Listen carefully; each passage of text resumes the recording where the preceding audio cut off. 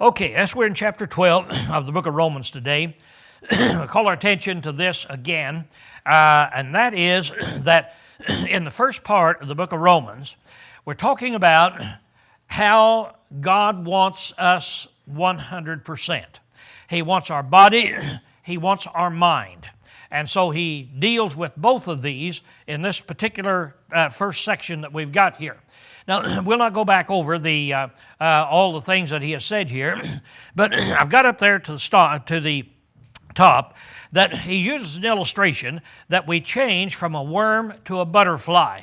Now, it's kind of interesting, and since there are new ones in the class today, let's go back and just take a quick look at the first two verses that we've got here, and it says a great deal. It says, "I beseech you, therefore, brethren, by the mercies of God, to present your bodies a living sacrifice, wholly acceptable to God, which is your spiritual service." So now he has told us that we're to present our bodies. And we spent quite a lot of time talking about that, how that God has told us in the 1 Corinthians letter in chapter 6, he said, "Ye are not your own. Ye were bought with a price." And so we belong to God in every aspect of our life that's here. So he says, now present your bodies a living sacrifice. Each one of these words that he uses has a great deal of meaning in it. We're to present ourselves as a sacrifice. Now, when you get to talking about a sacrifice, to these people who at that time would have been the great majority of them would have been Jews, you're looking from a Jewish viewpoint. And when you offer a sacrifice to God, what kind of sacrifice did He demand? When you went out in the field to get your goat or to get your bullock, what did He demand that you look for? Perfection, absolute perfection. Now, there's perfection in two ways, and that is that if the animal is crippled in some way or has been caught in a fence in somehow and been cut, you can't offer that animal if he has any wounds or sickness about him whatsoever. And then another interesting thing, you can't offer that animal if it is a spotted animal. That is, if it is a black bull and it has a white dot up here on its forehead. You can't offer it. It has to be pure. It has to be totally unblemished in every way. So God then, for 1,600 years, taught these Jewish people that when you offer a sacrifice to me, I demand that you give me your very best, totally clean, totally unblemished, in every way. So that's what sacrifice meant. In other words, to their mind, that's what would hit them. Now you're to offer your bodies as a living sacrifice. Now there's another thing that's a little different there than there was in the Jewish situation, that you were to take the sacrifice, and when you offered the sacrifice to God, what did you do with it? You brought it in, whatever it was, what happened? You killed it. You brought it to the priest. The priest would cut its throat and bleed it, and it would be dead then. So the sacrifice that you offered in the Old Testament ended up to be a dead sacrifice. But now then, he said here in the New Testament, I now want you to offer a sacrifice. And I want it to be the sacrifice of your body. And I want it to be a living sacrifice, not a dead one. We're not asking that you kill yourself or have somebody else to do it, but I want you now to take your life, the rest of your life, whatever it is you have here up on the earth, you take the rest of your life and you present your bodies to God. You're going to give them to God to be used in the way God would have them to be used. Then he uses these other adjectives here to tell us what kind it is. He says, holy. I want your bodies to be holy. And well, what does holy mean? Think about it for just a moment. What does holy mean? It means really set apart, doesn't it? That you are totally set apart for the service of God. That's why on Mount Sinai, when God was talking to Moses, he said, "Take off thy shoes, for the ground on which you're standing is holy ground."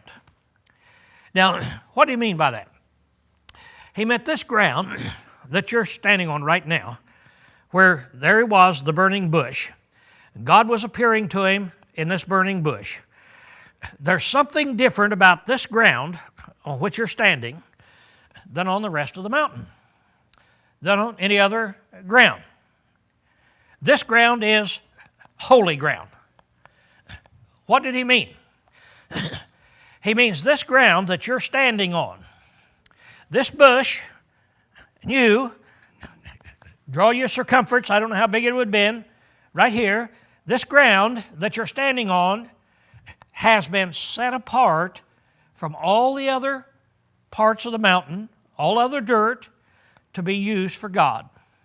God is using this section right here to have this bush to be burning without being consumed and to talk with you directly and tell you what you want to know. This ground on which you're standing is different from all other ground. It is holy ground. Now that's what he means when he says we're to present our bodies holy. We're to present them as set apart for God. Our bodies are no longer to be used in the common, ordinary way of the world, but it's to be used in the way God would have us to use our body. So we no longer own our body.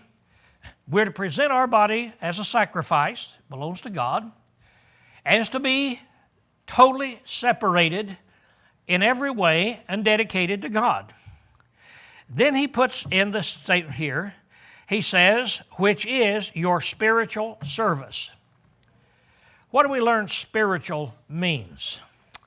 That word in the Greek language is a word that has to do with the mind, with your mind up here, with your spirit. That it's a different word than with your body. Now, what he's saying is, I want you now to use your mind in here. Now, this is going to be your spiritual service. Now, this word is rendered in translation, either way is okay, it has to do with your mind, which is your spiritual service or which is your reasonable service. I think that's the better translation, which is your reasonable service.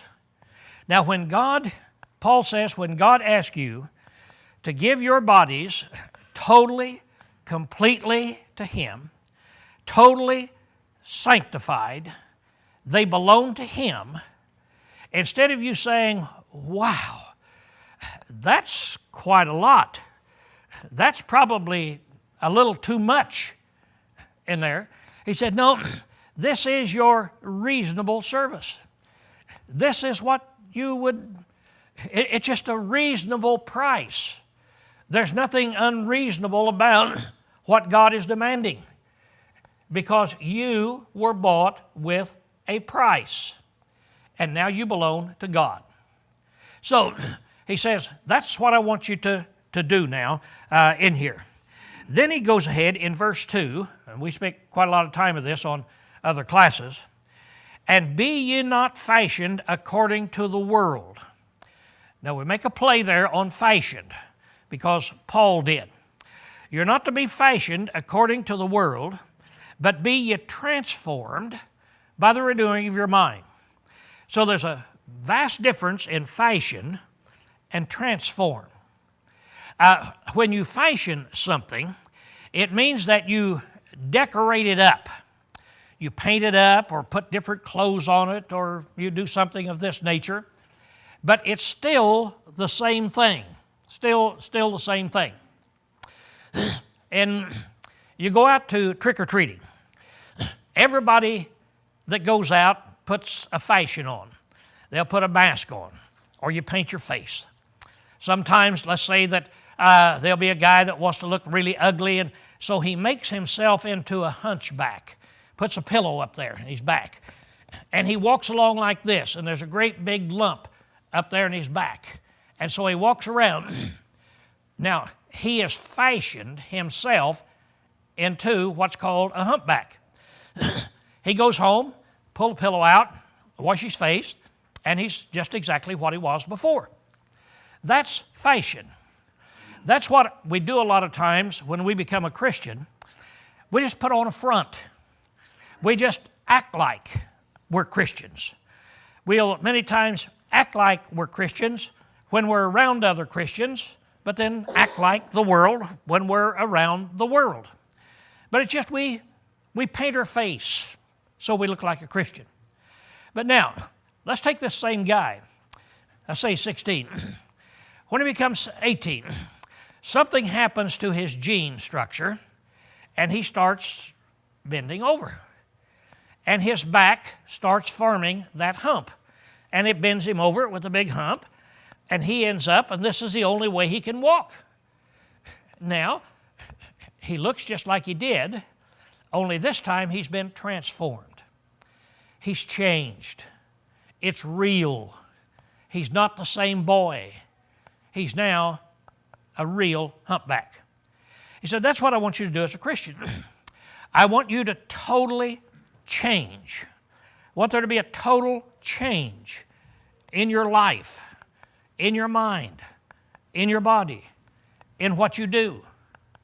Now, we've used pictures of this, but what is really the greatest example of transformation we have on the planet that we've seen, that everybody thinks about?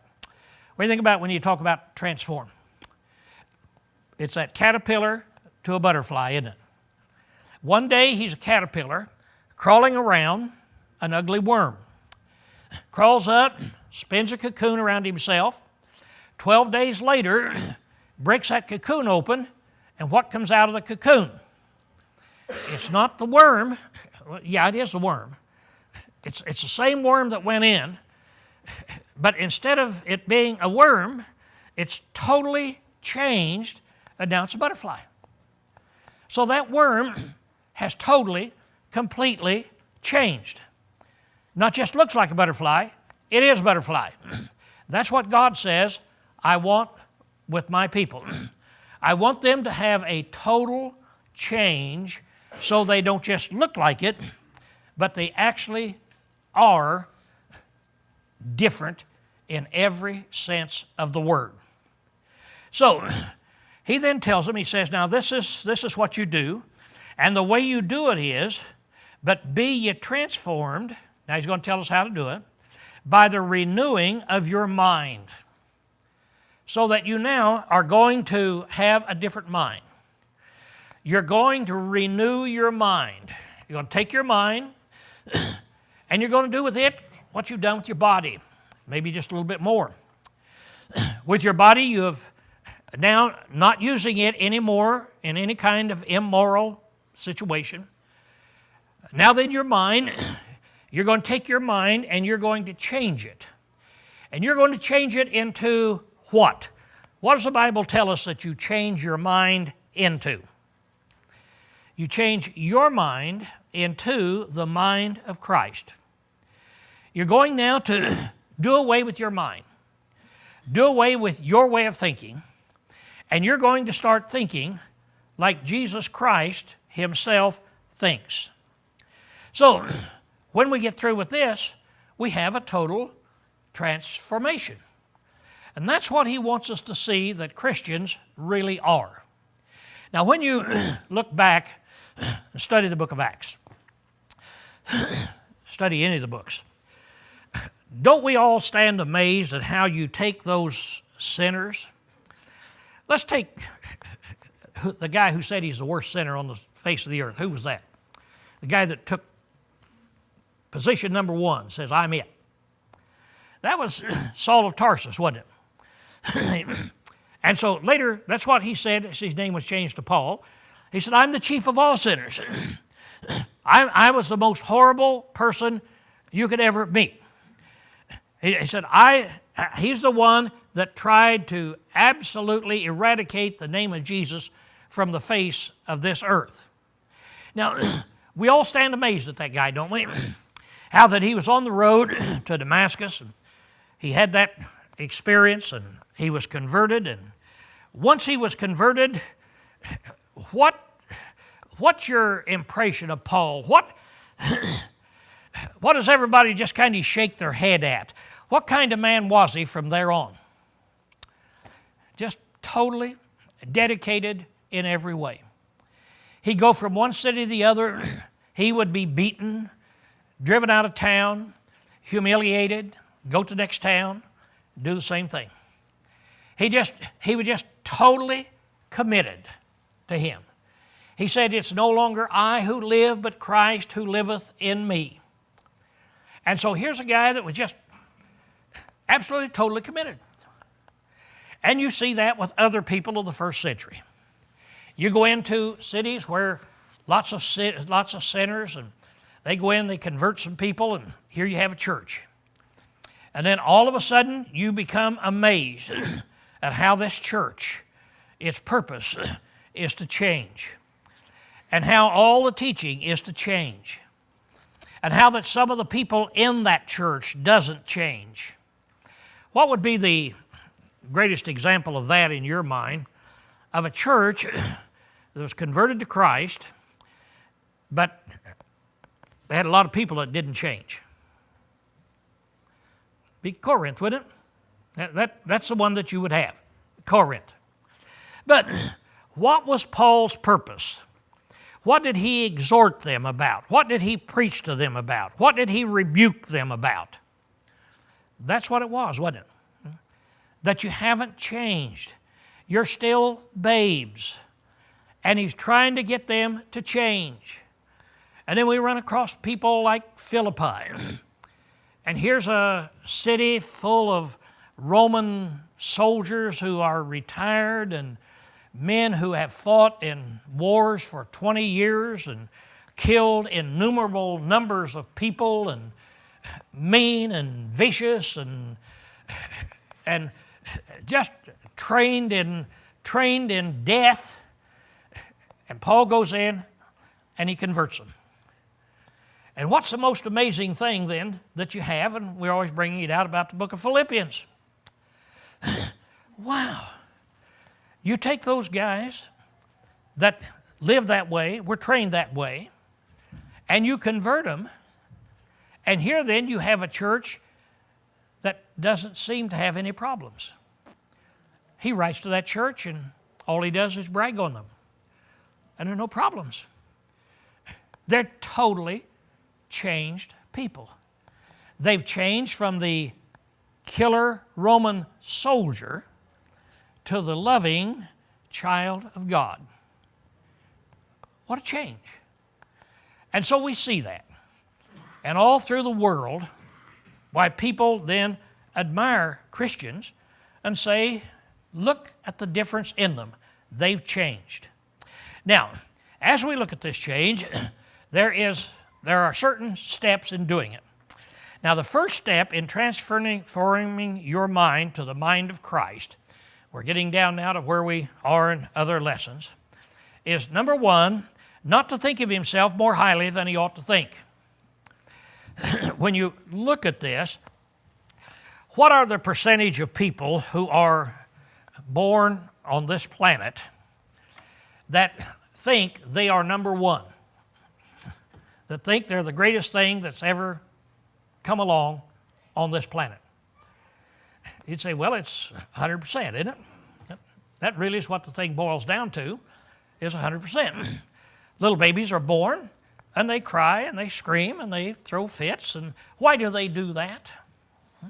It's because they think they're the only ones here. Everybody's here to wait on them. Then you go through that stage where you know that you're the only one. All other generations of this world have lived just to bring this generation in. Now, let's think about our generations. Which generation is the smartest generation that's ever lived? Which one is it? Be honest, you got a bunch of grins on your face. What's that? Yeah, there she is. Her generation. You want to see a little humiliation here in father and daughter? Do you think I'm smarter than you are? You see her giggling? Do you see her giggling? Yeah, oh no, I know how she looks. Dad is over the hill. Yeah, his generation, they don't know what's going on. Anybody feel that way, that my generation doesn't know what's going on? And you say, Lowell, do you text? I wouldn't text if you gave me $1 million. I don't want to text. Oh boy. See, he's going with the wayside. He doesn't know what is going on. Because to really understand life, you have to know how to text, right? And then get you an iPod, of which I don't have. And then on down the line. And so there sits Kim shaking her head. Oh, Dad. You know, you've gone on by. Her generation's the greatest. Now, is Candace in here anywhere? She must be teaching class somewhere. Now, if we could go call Candace in and ask her, Candace, what do you think of Mom? What's she going to say? I know what she says because she talks to me. Oh, Mom. You know Mom. Mom, and yeah, Mom is a has-been. Greatest generation on earth is Candace, see? Well, let's call in Aspen or one of Candace's kids. What do you think of Mom? What will they say? Oh, so ashamed of Mom. Who's the greatest thing on this earth? That one of the little kids, you know, about this tall and playing his first year of football. And guess who was the greatest football player the world has ever known? Not just now, but the greatest football player the world has ever known. Guess who it was? It was him. See, if you don't believe it, ask him, and he'll tell you that. You can just see it in families as it goes up like this. We all have that tendency to have this. Now, what he says is that when we become Christians, we need to learn to understand that we're not to think too highly of ourselves. Don't think more highly of yourself than you ought to think. One of the major number one problems in the world. Now, in order to do this, he says, but so to think, as to think soberly. We've already learned what that word means. What does sober mean? Clearly, it's the opposite of intoxication, drunkenness. Now, when we say, I talked to a man last night who was drunk, everybody's mind goes to alcohol, don't you? But it could be drugs, and it could be something else. Last night I was talking to a man who was drunk.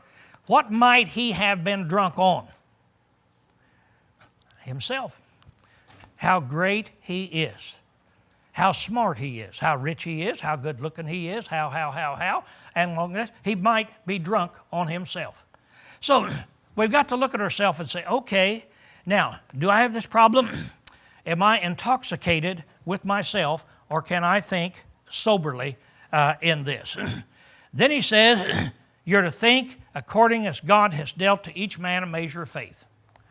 So think about it in this way, that God has given each one of us, and we're going to learn what this measure of faith is, He has given each one of us a certain ability, a certain gift that we can use in our faith as we serve God.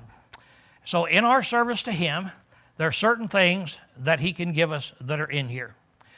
Now, we learned this last week, and I purposely just kind of reviewed today because I know that many of the normal people are not going to be here, and others from other congregations and so forth are here. And so as you look at it, here it is. It tells you what that means. It says that we have one church, one body.